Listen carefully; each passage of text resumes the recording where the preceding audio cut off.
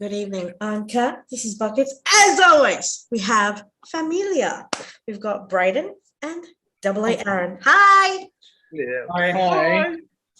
So tonight is one of the favorites of mine, and I know Double A is itching to do this one. We should have done this ages ago, but caught up in another world.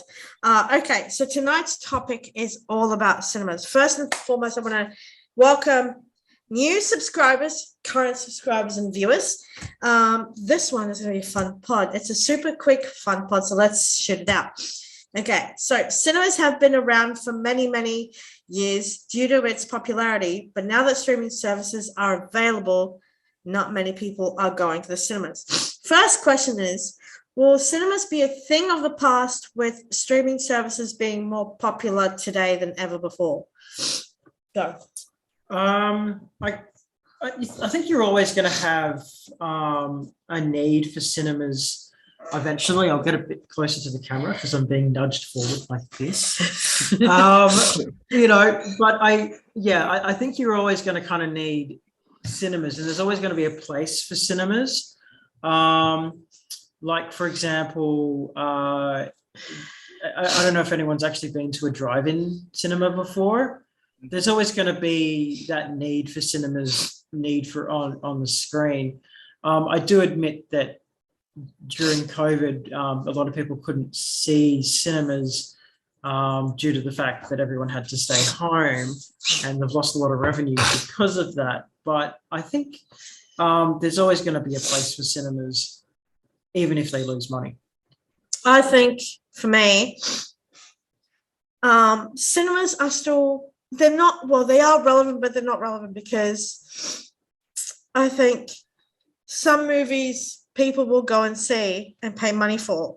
But if you notice, as soon as you go see the movie, in about 3 months later, either Disney's viewing it, you have Stan, you have Netflix, you have Paramount Plus, and Binge. They're all showing the same movie on different streaming platforms. I think, are they a thing of the past? Yes and no. Brayden, what do you think? I think over the past 5-10 years, cinemas have been on a decline, but I think that also, with COVID pretty much sped up its inevitable kind of days of ending. You know what I mean? I think a lot of people aren't thinking about cinemas. A lot of people aren't thinking about going to the movies anymore.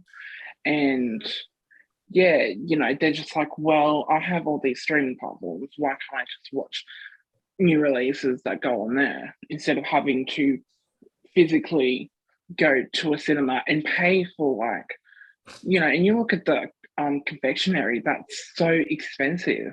Mm-hmm. You're paying upwards of $20 for a thing of popcorn, $10 for a drink. God knows how much everything else is, but yeah.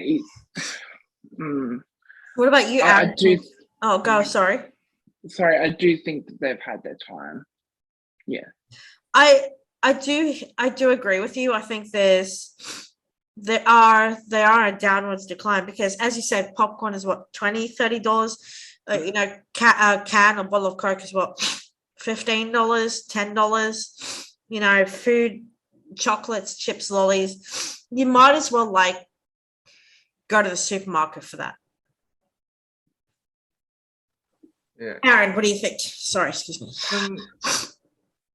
It's half and half for me because it's really nice to go to the cinema and sit down and watch a movie, but it's with all these streaming platforms, why would you want to pay loads of money to go and see a movie in the cinema where you can just sit at home and watch it on your TV? Yeah. So I personally just think it just comes down to experience. So in a cinema, you can get extra. You can get extra big surround sound. So an aeroplane actually sounds like a real aeroplane. Like I'll give you an example, Top Gun. So Top Gun 2 is just out. Or I'll give you an even better example. Are you right? Yeah, it's having a bit of hay fever. Elvis has come out, and Yeah. I was expecting that movie to be absolutely terrible because I've seen all the other Elvis movies. And when I saw Elvis at the movies, it literally felt like I was at an Elvis concert, and it was an amazing movie, and I loved it. And I started to watch and hear more of Elvis's music purely based on the last version of Elvis that just came out.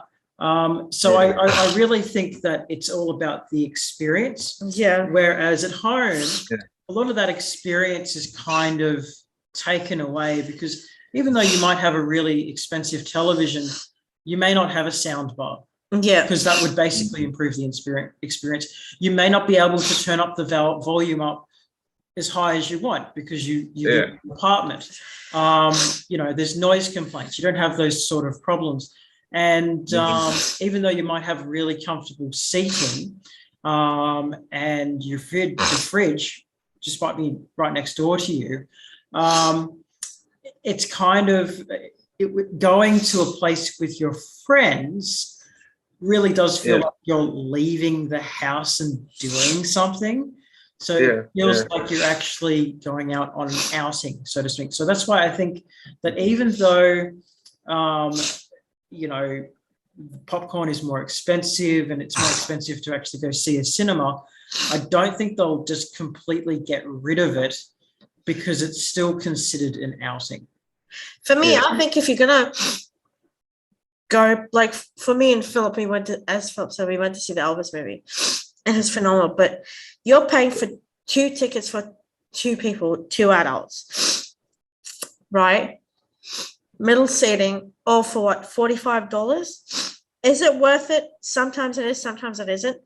You might as well go to the supermarket, grab yourself a microwavable popcorn, grab some chips or maybe some chocolate, 1.25 liter Coke or Fanta or lemonade, some biscuits, get on your streaming service and sit back, turn the volume up and just kick back, because technically you're going to the supermarket, you're paying $30-40 for everything. Why pay for that ticket? I mean, sure, the Elvis movie is great, but thinking about going to see the Top Gun Maverick movie, that's going to be another thing, because you're paying $45 for 2 people in the middle seating, and you're buying stuff from the supermarket. Eventually, I think, as Braden said, because of COVID, now pre-COVID, I think it's eventually, not now, but give it another, say, 10, 15, maybe 20 years. Cinemas will all close down. You won't have them anymore.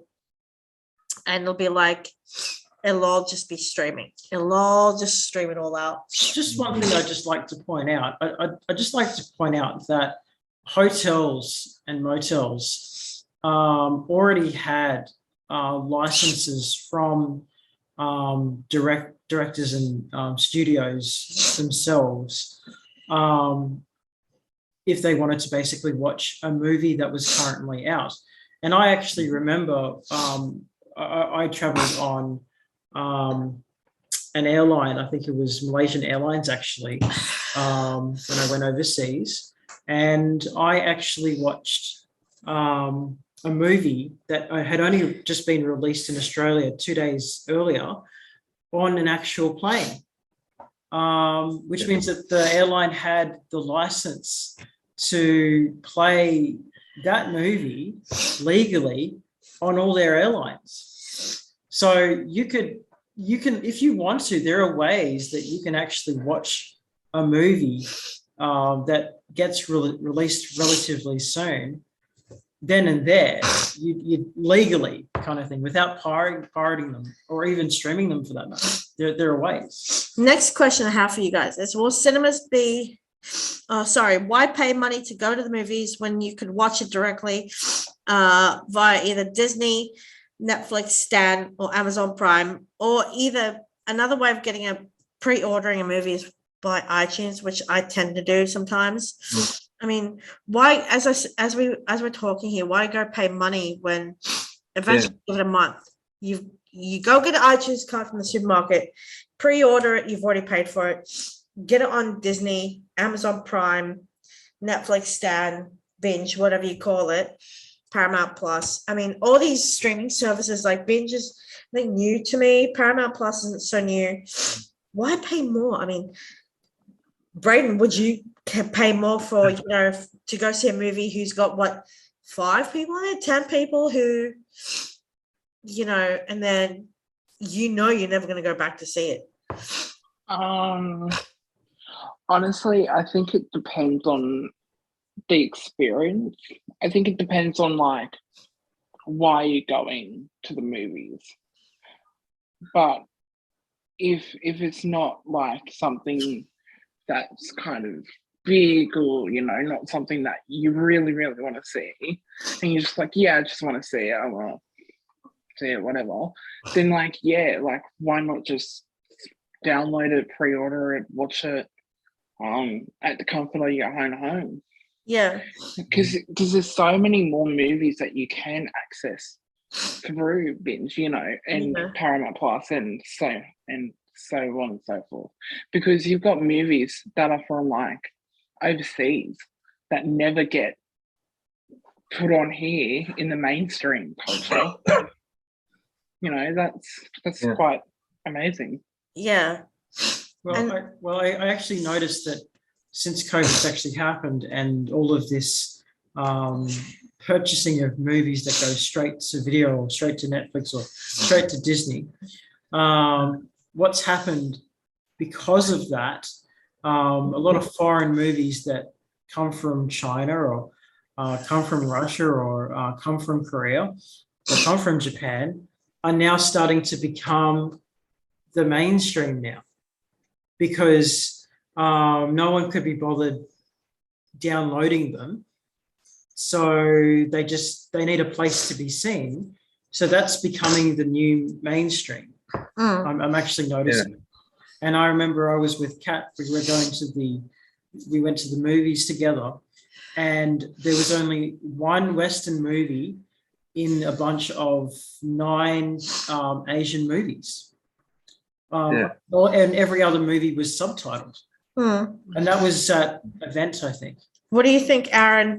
Would you pay money to go to the movies when you can just wait for it to come down and then just watch it on your streaming service? I mean, is it worth it?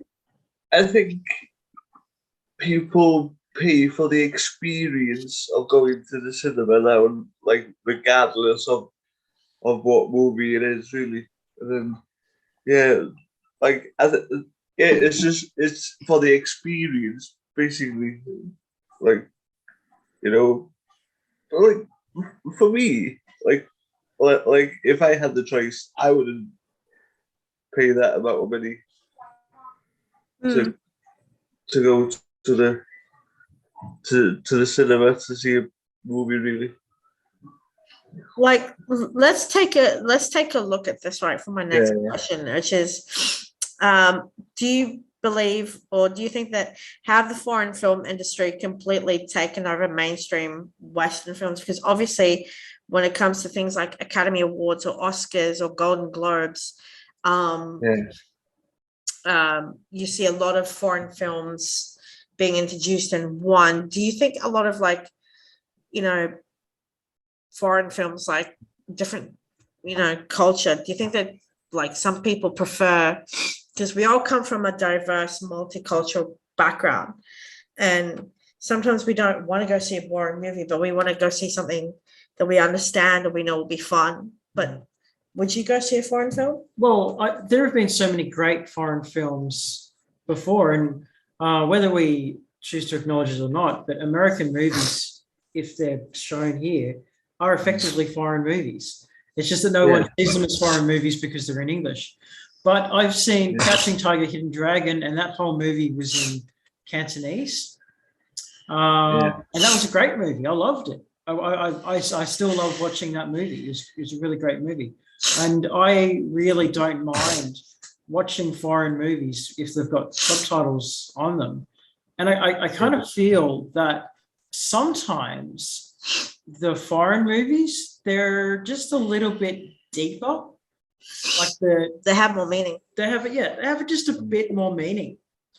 And I really like that about movies that kind of immerse you into the cinema and make you think as if it's like soul food or something like that. I really like that about movies that really make you feel something. And I feel that a lot of foreign movies actually do that quite well, where a lot of Western movies, they don't really do that. It's just like either like action movies where, you know, Arnold Schwarzenegger just shoots up an exit or something like that. You know, or drama where, you know, they make you feel depressed, but, or what I really hate is chick flicks where you've got basically the same old story where it's like, oh, a girl meets up with a guy and then the guy breaks Falls up in with the girl, falls love. in love, and then they get back together, and it's always like a basketball jock or a football jock, and et cetera, et cetera, et cetera. And it's the same story. I think you call it a romantic comedy, only it's not really funny. But For me, I remember, like, here's the thing, right? I remember going to Philip and finally seeing House of Gucci. And I felt, honest to God, I felt transported to Italy. Like, all these beautiful sights. And you're sitting in an Australian cinema, and all you can feel is like going, oh, I'm so there. I can just smell that coffee. I can just taste the food. It's just a luxury. Like, that's why I want to know, do you think foreign films are the way to go, Braden? Yeah. There's this YouTuber, there's this content creator, her name is Kenny JD, and she has a series called Bad Movies and a Beat. And she would watch bad movies while putting her makeup on. And like some of them are like foreign films, and they are like, and the foreign films she's done like are so far gone in sense of like chaotic energy and just craziness. And honestly, like foreign films, I've learned, have deeper meaning. They don't. I think it's the fact that like Western films are almost constricted into this like kind of format that's very formulaic, whereas I feel like foreign films just go completely off the water. Like, like anywhere, like anything can be done. And I think that's what makes them so special and so memorable, in my opinion. I love that. 100%. I love that. What about you, Aaron? Well, to be honest, I've never watched a foreign film in the cinema. But yeah, I'd definitely go and see like a foreign film, and I'd like to be transported to like different countries and cultures and stuff, you know? Yeah. Yeah. Like, take James Bond, for example. You can't tell me some parts weren't filmed in London or in different parts of England. And that's what I love about foreign films is, as you and Brian have said, it's just about transportation and feel. It's like being a foodie, but on a different level. When you're watching a different movie, it's like a deeper meaning. It's like soul bearing. It's romantic. It's funny. It's dangerous. It's, dare I say, kinky. Didn't you notice that a lot of foreign films are like really kinky? And things like that. That's what I love about it. That's what comes down to my next question. There's a Spanish, there's a Spanish film. It's called Pieles. But Pieles is skins in Spanish. Yeah. Just there's a girl. It's quite terrible. You know, it's a bit scarring to watch, but you know, just putting that out there. Let's just say there's a girl that has a butthole for a mouth and a mouth for a butthole. Ew. That's That's a movie. Someone just how do these Yes, ideas? because- It's like Yeah. it's like I got an idea. I like buttholes. You like buttholes. Let's just put the two together, and we'll have a butthole, and we'll make a butthole of a movie with a butthole of cash. How did this even get sold? How do they even sell this idea to directors?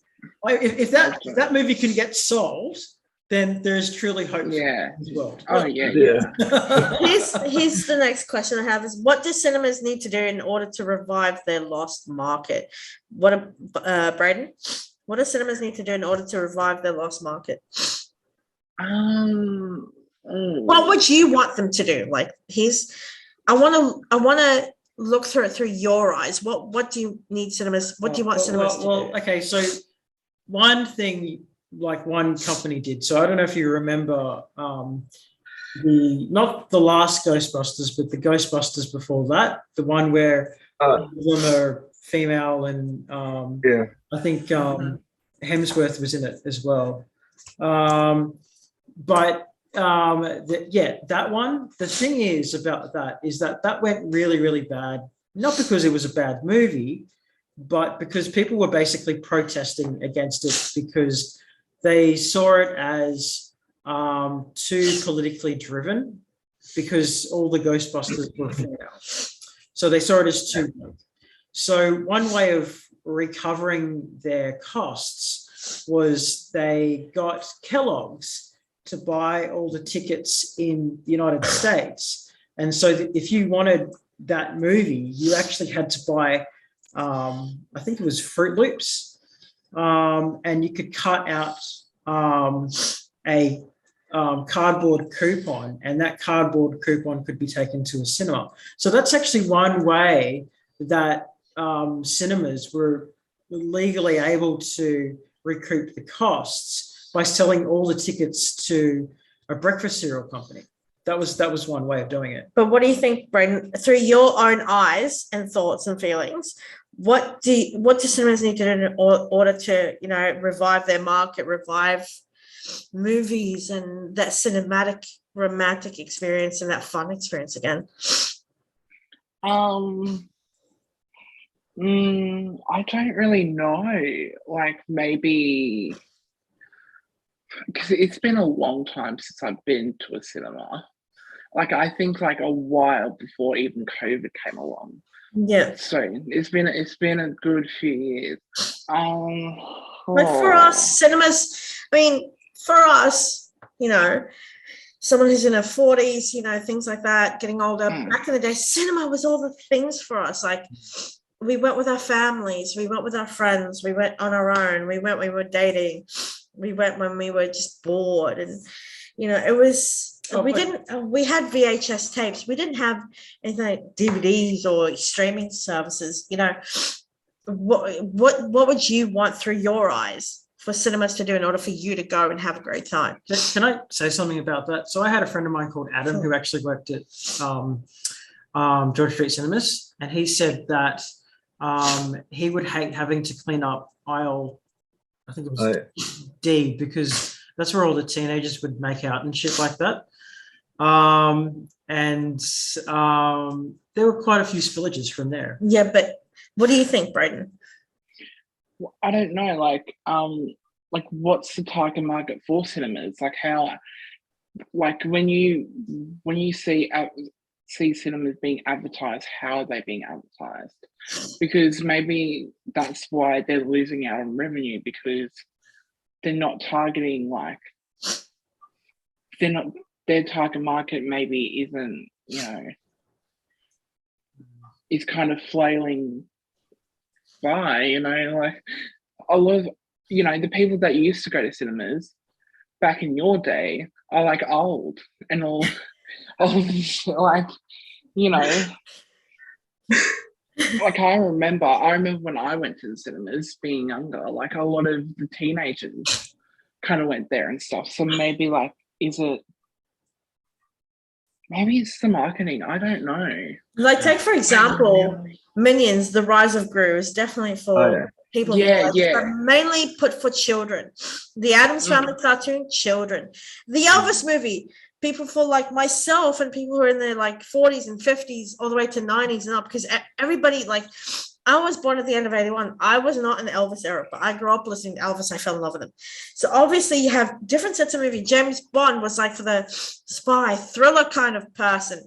As I said, back then in our days, the movies was used to mark out, and teenagers, young adults use that as sort of, it was dark and, you know, sexually driven and crazy. Can I say something?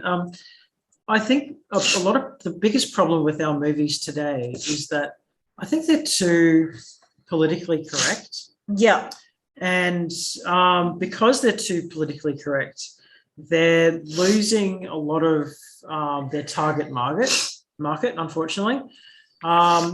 So, like, there are certain movies that would be perfectly fine in the 80s that you could just never make today, because they'd either be too violent or too sexist or whatever. And I also think that a lot of groups, like feminist groups, for example, they're doing exactly what China has been doing for decades, which is they're trying to sell an image or a meaning or a lesson. And one of the reasons why Western movies were so popular in China was because Western movies didn't try to sell you a lesson. They just went on entertainment alone, whereas Chinese movies tried to sell you a lesson.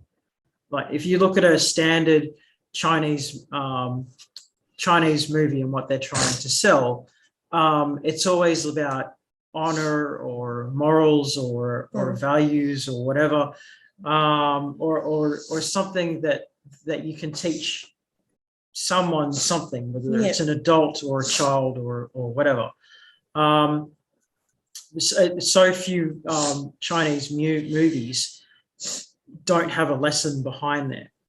And I feel that the more Western movies bring on the idea that you're supposed to be teaching a group of people something, the more your viewership will diminish, and they'll just go to different mediums, like they'll watch something on Netflix, for example. So I think that's a major reason why cinemas are losing a lot of business, because they've forgotten who their target market actually is. What about you, Aaron? Through your eyes, what do cinemas need to do in order to revive their lost market?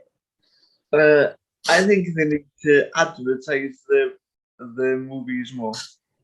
Like, there's some movies that are in the cinema, like most people have not heard of, you know, because they've not advertised them well enough. So I think if they advertise like all the movies they have coming up in the cinema, I think more people would go to the cinema and watch a movie. Yeah. Final question. Here's to all of us asking this. Will cinemas finally fade out to obscurity within 5, 10, 15, maybe 20 years? No, I don't think it personally will. I think there will always be a place in people's hearts for cinema. I can certainly see it decreasing in sales, but I can't see it being completely wiped off the planet. What about you, Brady? No, I as much as we're so technologically advanced, I actually don't think that they will, because nostalgia sells better than sex. Yeah. Nostalgia, I think a lot of people love the nostalgic factor.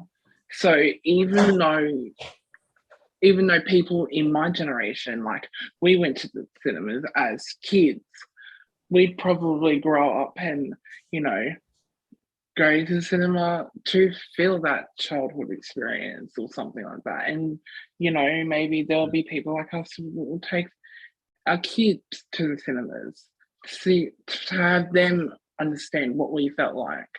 So it's kind of like that thing, you know. Yeah, it's with a lot of things. Aaron? What was the question again? Sorry. Good question. Will cinemas finally fade out into into decline, or what do you think? Or do you think they'll stay around? I don't think that they'll fade out completely. It's like I think it comes down to personal choice now. You know, like do you want to pay that much to go to the cinema and watch a movie when you can just switch the TV on and watch it at home? You know what I mean? So yeah, it's like half and half. Maybe they have faded out slowly now, but you know. I tend to be on the side of, you know what, maybe we'll probably make less movies and just have more series. Because if you look at, say, Disney or Netflix or Amazon or any of the other streaming services, what they tend to be doing is they'll make little series, let's say a 7-part series every single week, because you will constantly buy that per month. And one of the really annoying things I hate about Disney is that when they came out with the Obi-Wan Kenobi series, I loved the Obi-Wan Kenobi series, and that could have been its own movie in itself, except they didn't allow it to be a movie of itself. They just turned it into a 7-part series because they wanted you to have, instead of renting out Disney per year, or renting it month by month by month, they wanted to give you a reason why you should hang on to Disney for longer periods of time. And I kind of feel that that's exactly what Netflix is going to do, and that's probably going to be the future of film, which is, instead of seeing one movie at the cinemas, it'll be cut into episodes. That's probably what's going to happen. But I still think that there is a need for film somewhere down the line, because, I mean, it makes millions and millions and millions of dollars in a single day. So they're not going to say no to that. What about you, Aaron? Do you think cinemas will finally fade down to obscurity? Like, give it maybe 5, 10 or 15 years time? I've already answered that question. Yes, you answered that whilst you went away. Sorry. I didn't think so. Do you want me to answer it again? Okay, so will cinemas finally fade out to obscurity? I think they probably faded out slowly already, because it comes down to personal choice now. If you want to pay like that much to go and see a movie in the cinema, it's like, well, why pay like so much like money to go to the cinema when you can just switch the TV on and watch it like from home, you know? So it's like, I think they've slowly faded out already. And Brendan, you said that you don't think it's going to fade out anytime soon, like well into the future. Like, look, it's faded out, but I think that, there'll be periods of nostalgia for it. So, for me, I think, how can I say this? I feel it could possibly fade out. The reason I'm saying this, and this is just my opinion, but with all the streaming services that I've mentioned, right? Disney, Amazon Prime, Netflix, Binge, Stan, Paramount Plus, there are new streaming services popping out left, right, and center. Will they fade out? I think so, because even though, as you three boys said, that there's a nostalgia factor, I think, when COVID, everything shut down and money was being made. Now, once again, we're having to enter the COVID period of, strains coming out. I think in time, with the streaming services becoming more and more and more and more popular, the movies we love at the movies as kids and now adults, within a month or 3 months, I think, give it 5 years, they'll just be a thing of the past. They'll stay there. Don't get me wrong, they'll be there. But will people want them? Maybe. Will people just go, why go to the cinema, pay that much money? I'm just going to wait for it. People are working, they have kids, they don't have time for a date night. They just want to go shopping, get some popcorn and chocolates and chips and drinks and Yeah, but kick like, back. but the thing is, like, are we growing up into a generation where you just want to stay at home all day, and that's simply not healthy. So part of growing up is going to places like cinemas, which are relatively safe places to go. And parents have no issue with their kids going to cinemas with their friends. And to be perfectly honest, it's actually a lot safer than other places. So for that reason, I don't think that they'll just disappear. I think they'll always kind of have a market somewhere. They may have to change it up a bit, like maybe have more 3D cinema stuff, or I heard something called 4D, which is they spray a bit of water on you and stuff like that to you're into the feeling that you're in a canoe in the cinema and you're feeling the water across your face, or even allow the chair to vibrate a bit so you feel like you're in a car crash. I think the cinemas are here to stay. They just have to change their business model a bit, and they will. Well, excuse me, sorry, hay fever. So yeah, I think in time, the more we age, the more I think it'll become a nostalgic trip to the movies with our kids and nieces and nephews and grandparents and parents and friends, and just sort of see one movie, they go, oh great, I've seen it. For me, I think it was the Elvis movie was the highlight of my year. I do want to see it again, but probably not at the movies. I'll probably wait for it to drop to either Netflix or Amazon Prime or somewhere else, and then I'll wait for it to drop to DVD. I think it's too long of a movie to sit in the cinema again and watch it. I think. Yeah, I think so too. About 3 hours. I just like to say something from a psychological point of view. There's something called the emotional contagion, which was first stipulated by Carl Jung. And basically what that actually is it basically stipulates that emotions are basically contagious. And so when you have, you're in a movie, say it's a comedy, if there's a joke being made and you hear everyone else laugh, then you'll laugh as well, even if you don't even get the joke. So for that reason, like, it's a lot better to go to a cinema because you'll just feel happier going, because you're with people that are happier around you. And I think that's better than staying at home and watching a movie and being depressed. So that's for that reason. And it's the same reason why cinema advertising actually does work, because it amplifies the message just as much, a bit more so than, say, a television would. And I think that's kind of what we as humans kind of need, which is to be around people who are happy. So if you suddenly wipe out all the cinemas, you're going to be making a lot of people depressed very quickly. So I think that there definitely is a need for cinemas. And even though you do have streaming services everywhere, as Kat said, I don't think you'll really have anything that quite replaces a cinema. That's my 2 cents. Wow, well said. Very wise. Alrighty, guys. Thank you so much for tonight. Thank you very much for coming. And to the subscribers and viewers, you know where it's at. Come on, boys. Yes. Right down there. Right. Make an effort and subscribe.